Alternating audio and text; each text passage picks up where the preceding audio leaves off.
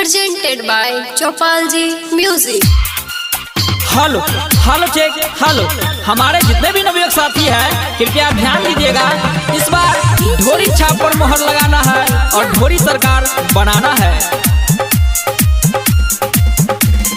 ढोरी छाप जिंदाबाद जिंदाबाद जिंदाबाद। लाखों में वोट चाहिए अपना समाज के,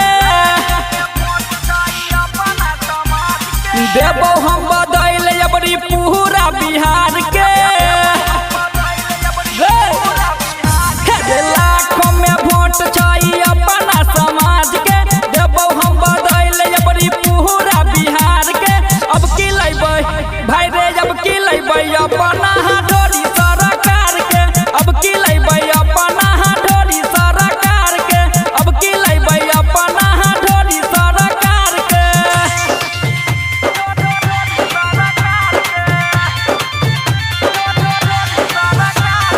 जीतेगा भाई जीतेगा, ढोरी छाप जीतेगा।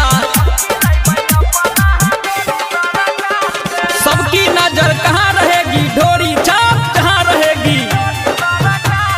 ढोरी छाप जिंदाबाद। लालटेन कमल के देबै हमें हारा, गाँव गाँव लगतै खाली ढोरी के नारा। बुझलक ना भाई, हे लालटेन कमल के देबै हमें हारा, गाँव गाँव लगतै खाली ढोरी के नारा। देबै बटवाई पूरा शहर हमें कार के। सब कोई बदल देबै अबरी बिहार के। अबरी लेबै भाई रे, अबरी लेबै अपना ढोरी सरकार के। अब की लेबै अपना ढोरी सरकार के।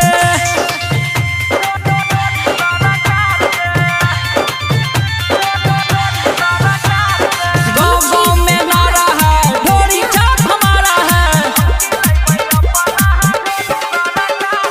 सब छोरा जाएंगे ढोरी पर मोहर लगाएंगे। ढोरी छाप जिंदाबाद। राइटर भी भीषण शशि हेतै अबरी खारा, ढोरी के नारा लगतै बहरी रे प्यारा। बुझ गेलक ना भाई, राइटर भी भीषण शशि हेतै अबरी खारा, ढोरी के नारा लगतै बहरी रे प्यारा। अजय अभिषेक बिटुआ वोट देतै सिस्टम फाड़ के। सब कोई बदल देबै अबरी पूरा बिहार के।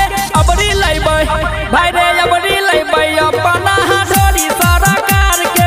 अबरी लेबै अपना ढोरी सरकार के। मिलके जितबै के छै। Presented by Chopalji Music।